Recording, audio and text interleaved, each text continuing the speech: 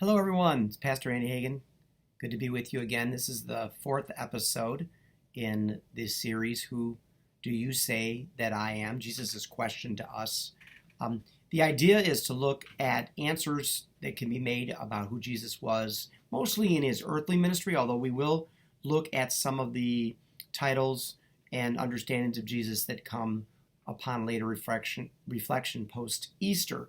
But a lot of these are, I think, underexplored by us because we tend to look at Jesus as our Lord and Savior in a very, very theological way and very much based on an understanding of the resurrection already occurring and Jesus essentially sitting at the right hand of God. But when we're called to follow him, it's helpful to know what it looked like to be with him in his earthly life. After all, we can't follow him right now in heaven. So knowing more about Jesus, I think, in his earthly ministry is helpful to us who want to get closer to him and follow him. So today, we're looking at Jesus as a Galilean peasant. It's really important. Oftentimes, we have to admit that we, ask somebody, where are you from? Where are you from? And if I tell you, for example, if I were to say to you, I'm from Detroit, you'll get some impressions. Motor City, Motown, kind of riots. Hopefully the Tigers will come to mind. Certainly a place that's had great days with the auto companies and then a lot of bad days in its history. Maybe some of you think about it on its kind of rebirth phase again. I only can hope that that's the case. But you think about me that way. And I didn't spend much time in Detroit. I'm actually from Livonia, a suburb of Detroit. Anybody who knew that would then say, oh, Livonia, okay, that's quite a bit different. Andy's from Livonia. Or then he moved to Dearborn Heights. Oh, Dearborn Heights, that's kind of hoity-toity compared to Livonia. And so on. You form impressions about somebody. So when we form impressions about Jesus, it might help to know where he's from. Now, most people might initially answer Bethlehem, but let's be clear, the record shows that Joseph and Mary left Nazareth to go to Bethlehem because they were to register for a census. Joseph was from the family of David, and Bethlehem was the city of David's ancestry. We don't know how oftentimes people had to do this. Maybe it was only a once-in-a-lifetime experience, but they went there. Of course, he was born there, so technically he's born from Bethlehem. If we follow Matthew's gospel, he makes a brief detour, maybe a couple years, to Egypt to avoid Herod, who has been sadly clued in to the birth of a new king of the Jews by the wise men.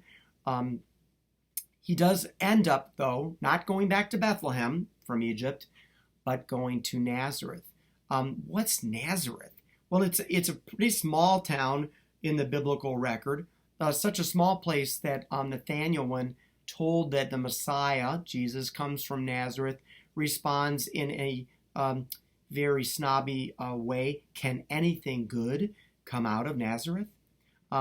Today, we can laugh about that, some of us, because when we were in Israel and doing our tour, Nazareth was not on the tour guide's agenda as we made our way out of Galilee and our way back to Jerusalem. And I said to him, we need to go to Nazareth. And he said, well, there's nothing to see there. And he was wrong, by the way. There is a church in Nazareth that underneath has a excavation that is attributed to being maybe Jesus' Nazareth home for his childhood. We can't say for certain, but it was well worth going to. But in Jesus' day, it wasn't much. It was on the outskirts of a town that was a little more sophisticated or cosmopolitan, called Sephora. And maybe Jesus spent a little time there. It was only 4 miles away. Joseph may have even worked there from time to time. But his own village was small and not much to speak of. He lived in a time, as the census indicated, that the people of his land were under occupation of Rome, and Rome could tax them at will. Rome could restrict their freedoms if it wanted to. We know that there was some tension with Rome about the amount of taxes. What's new about that? And Jesus would be asked about that later on. We also know that there was some concern about Rome's interference with the Jewish systems of government. The Jews had their own ways of putting people on trial. We know that the Jews weren't allowed to put someone to death. Only Rome could do that. We find that out. That might have been a point of contention for the Jews. And also the religious life. There may have been some sense of Roman interference. Certainly there were a few times where Rome did directly interfere, and those met with violent resistance, which in the end may have explained why the Jews finally did revolt in about 70 A.D. and only 40 some years after Jesus' resurrection, the entire city of Jerusalem is destroyed because of a revolutionary activity. This gives us insight into Jesus' tears for Jerusalem. But he was a Galilean peasant, and when we next see him, he is now relocated to Capernaum, which is about let's see here. I want to make sure I get this right. It is about 25 miles away from Nazareth. What's happened? Why is Jesus no longer in Nazareth? Good question. And we'll talk a little bit next week about what might have drew him out of Nazareth, which is John the Baptist's ministry. But by the time we meet him, he is firmly ensconced in Capernaum. People know it as his hometown. We don't know what he's doing there. Was he there for weeks, months, years? Was he still a carpenter? Or had he transitioned into some kind of teacher? Interestingly enough, Geza Vermes, in his book, Jesus the Jew, seems to indicate that when they say with amazement that his teaching in the synagogue of Nazareth, that wasn't this Joseph's son, the carpenter's son? Vermes seems to indicate that that concept, the carpenter's son, really could be also understood in the Aramaic as the scholar. Wasn't this the scholar? Was Jesus some kind of scholar, self-taught by this time? Maybe that was the case, and maybe he had already begun to teach before we are sort of notified about him having been relocated to Capernaum.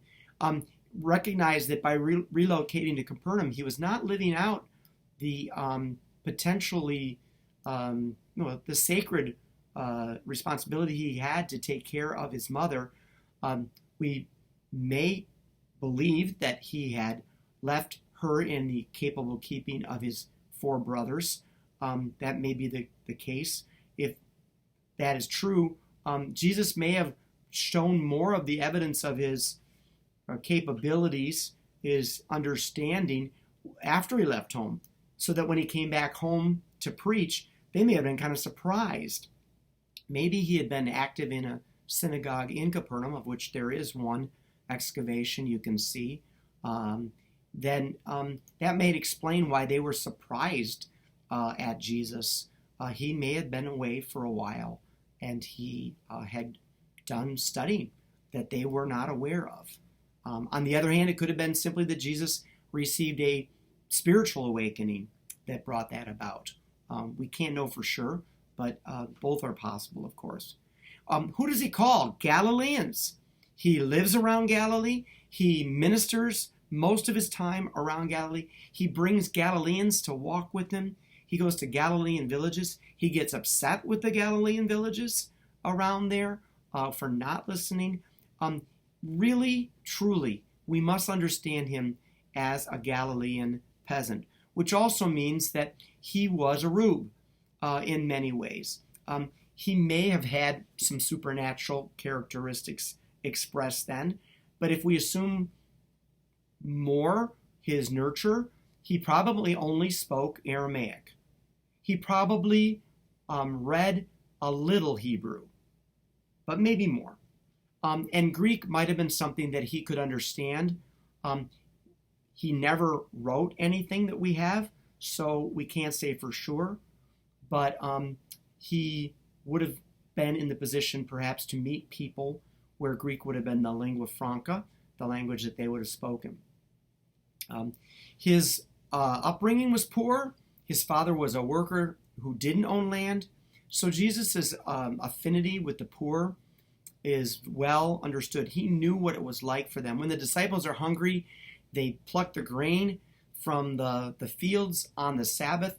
Maybe when Jesus basically tells the critics that the Sabbath was made for him, maybe he was well aware of those who, in order to survive, had to work that day as well.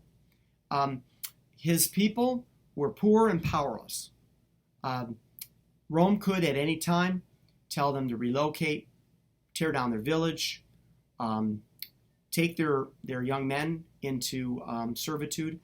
And Jesus fights back in an interesting way. He says, if they ask you to take their pack for a mile, which was considered the Roman right, take it too. If they want your cloak, give it to them. If they strike you on the cheek, turn it. Jesus doesn't appear to be the revolutionary. He appears, however, to be the one who says, you do have a power in this powerless situation. It's the power that was shown with Gandhi and Martin Luther King. It's the power of love. Love that just might change hearts where a sword could never, ever reach. And so Jesus, the Galilean peasant, the more we think about that, the more his stories, his examples come alive for us, the more we realize that this was a man who lived among the most poor and common people, loved them, chose them to follow him, and very clearly wanted to reach them with his message. The stories, the examples are those for a Galilean peasant to understand. The resistance of Pharisees and Sadducees of more education becomes more and more clear. He wasn't going to play their game. He was there for the poorest of God's children who at this time in their history need hope, and were indeed the sick for whom the doctor came. I hope that perspective of Jesus, the Galilean peasant, will be something that you will hold with you as you study him more. He came from a very specific time and place to a very specific group of people. Once we understand that, it becomes easier to take what he told them and move into translating it. What does it mean for us? For us who are wealthy, for us who are poor. He has words for us all, and it would be good for us to understand him in his context and not translate him to a different context. It might be challenging, but it would be worthwhile.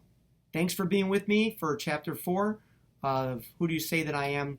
Jesus, the Galilean Peasant.